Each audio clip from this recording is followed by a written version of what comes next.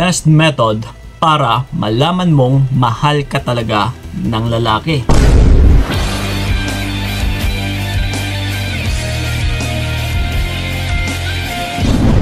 Yes.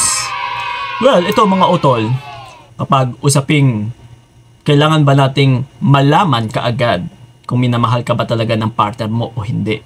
Now, which is very, very important.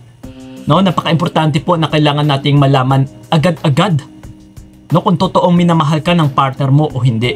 Kasi even me, no, is yan po ang una kong ginagawa kapag pumapasok po ako sa isang relasyon.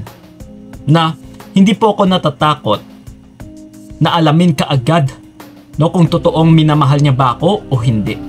So same thing lang ito, mapababae, mapalalaki. Same process lang or same methodology. No, same method lang yung gagawin natin dito. So, ito, kasi mostly din sa mga natatanggap kong comment, no, na Kuya Kiko, natatakot ako na malaman kung totoong minamahal ako ng partner ko o hindi. Kumbaga pa, nakokontento na lang sila. Nasa kung ano yung pinapakita ng partner nila is okay na lang sa kanila. No? So, but ito na nga, kung hindi kasi natin ito inaalam agad-agad, ay mauuwi at saka mauuwi lang ito sa pag-aaksaya ng panahon mo. Yes, hindi lang panahon mo. Maaari kung may money involved, which is financially, no? Oras mo, panahon mo, at saka pagod mo syempre. Kumbaga pa, nagpapakandahirap ka, nagpapagod ka para kumita and then ibibigay mo lang sa tao na yon. But ang katotohanan is hindi ka naman pala minamahal. Yes. So, kung gusto mo talagang mabigyan din ng halaga yung pinapaguran mo, is kailangan din nating alamin din agad-agad na kung totoong minamahal ka ng partner mo, which is yung kailangan nating hanapin dito ay assurance. Yeah. Yung iba kasi is nagiging kontento na lang na Kuya Kiko, okay na ako sa ganito, okay na ako sa situation namin, no? Pero kahit ramdam na nila na wala namang assurance na kagaya nga neto, binabaliwala ka or ipinagpapalit ka or meron man siyang kinakausap na iba and then harap-harapan, no, na kahit alam mo na is tinutuloy-tuloy niya pa din. So kapag ganito, wala na pong assurance dyan. So kapag sinabi nating wala ng assurance, utol, and then kapag itinuloy-tuloy mo pa ito, ikaw at ikaw lang ito yung mahihirapan. And then, pagdating ng araw, uuwi ka lang din na luhaan. Uuwi ka na butas ang bulsa mo. Uuwi ka na iiyak ka na ng dugo. No? Uubos o mauubos lang yung luha mo dito. Kasi wala naman palang pagmamahal eh. Pero, bakit ka pa kasi nag-e-stay? Bakit ka pa kasi kumakapit? At saka yung isa pa dito, no? Instead na nandyan na sana sa palipaligid, yung lalaking karapat-dapat na kumukuha ng pansin mo, kaso lang, binabaliwala mo. Dahil, walang iba kundi yung focus mo kasi is nandito lang sa iisang tao na wala namang assurance. Kumbaga pa, para kang kabayo na may takip dito, no? Wala nang tingin-tingin sa paligid. No? Bahala na kung ano yung meron or kaganapan sa paligid mo. Pero ikaw is nakafocus ka lang sa kanya. No? Sa kanya ka lang nakatingin, siya lang yung binabantayan mo, sa kanya lang umiikot yung mundo mo. Kung ganito ka, utol, then paano mo mahahanap yung karapat-dapat na taong kailangan mo ring mahalin or deserving na dapat mo ring mahalin? No, kung nakafocus ka lang dito sa walang kwentang partner na wala naman talagang assurance, no, na hindi ka secure kung meron ka bang future or magandang future sa taong ito. So kapag ganito, utol, ano ba ang dapat nating gagawin? Well, nandito nga tayo sa video na ito para malaman kung ano ba talaga yung kasagutan. Kung ano ba yung method na ito na dapat nating gagawin.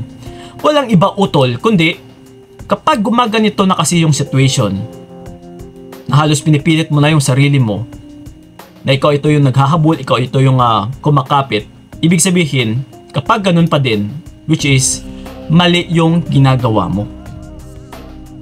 No, kapag pinipilit mo na yung sarili mo, nagmamakaawa ka, and then still ganun pa din, Yeah, isa lang ibig sabihin yan. Ibig sabihin ay mali talaga yung method na ginagawa mo.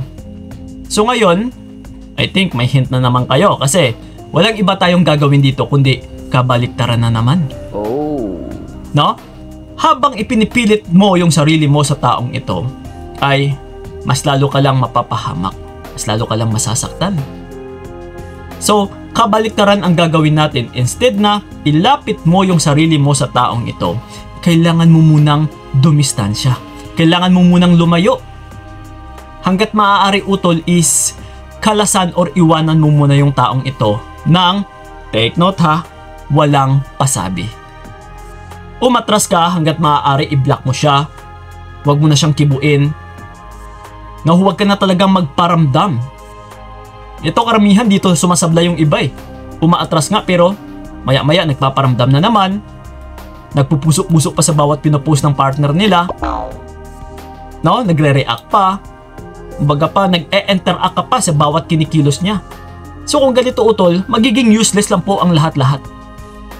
So kailangan talaga is totally 100%, siguro nakakaintindi naman kayo ng 100%. No, ibig sabihin, buo lahat-lahat, kailangan is tanggalin mo ito.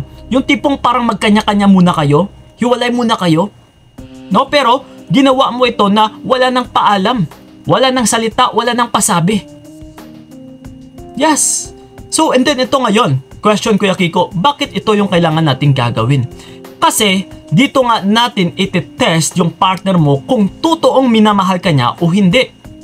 Now sa pamamagitan na kung hahabulin ka man niya, halimbawa blinak mo siya, so syempre wala na siyang access sa'yo. No? Walang ibang gagawin yung taong nagmamahal utol kundi gagawa at saka gagawa talaga yan ng paraan para hindi lang mawala yung taong minamahal nila. Yes. No? Klarong-klaro ba? Ibig sabihin, gagawa at gagawa talaga yan ng paraan. Siya talaga mismo yung gagawa ng paraan or manghahagilap sa'yo kung paano kanya makausap, kung paano kanya i-win back. Hindi yung ikaw na lang itong palagi yung nag-iisip na paano ko siya i-win back, paano ko siya pabalikin. Pero ikaw ang question. No, gusto kanya bang i-win back? Oh. Yes. Kasi kung ramdam mo sa sarili mo na parang hindi naman, then ano yung rason mo kung bakit ka pa nag-stay sa relationship na yan? Na kung ramdam mo lang din naman pala na wala kang halaga sa taong yan. Kasi nga Kuya Kiko, mahal ko pa. Then, no, huwag na huwag po tayong dumepende or magstay sa relationship dahil sa mahal mo pa yung tao. Mas matatanggap ko pa na magstay ka sa relationship kung minamahal ka ng taong minamahal mo. Hindi yung ikaw lang yung nagmamahal utol. No? Katangahan na po na alam mo na nga ikaw lang itong nagmamahal, bakit mo pa ipipilit yung sarili mo? So ganun po yun. Kung hahabulin ka niya, kung gagawa siya ng paraan, yes, ito na, kikiligin ka na. Kasi dito na magpapahiwatig na mahalaga ka sa taong ito. No? Pero kung hindi ka man niya kikibuin din, hindi na siya nagpaparamdam, mas lalo pa siyang lumayo, isa lang po ang pinapahiwatig nito. No, kailangan mo nang umiyak kasi hindi ka minamahal ng taong ito. No, pero joke lang po na kailangan mong umiyak, kundi kailangan mong magdiwang. No, kailangan mo ditong mag-celebrate. Kasi at least kahit paano, nakawala ka na sa isang relationship na hindi ka naman pala minamahal ng totoo ng partner mo. See? So ganun lang po yung method kung paano natin malaman na totoong minamahal ka ng partner mo o hindi. That's why, huwag na huwag po kayong matakot na malaman agad-agad para hindi ka na mag-aksaya ng pawis at saka panahon mo no, sa taong ito. Okay, so yun lang po mga utol. Sana malinaw talaga sa inyo yung video na ito. And then sa may mga katanungan man about sa video na ito, you can leave a comment lang dyan sa ilalim and sasagutin po namin yan, lalong-lalo na sa aming pinaka-latest na video sa YouTube channel. And then sa mga gusto ako makausap one-on-one, PM nyo po kami sa aming FB page na Tayong Kaibigan ni Kiko lang din yung pangalan. Okay, kita-kits tayo doon. Maraming salamat, so ingat kayo. God bless and baboy! Sana hindi na lang ikaw ang aking ginusto. Binigay ko lahat para wala kang masabi.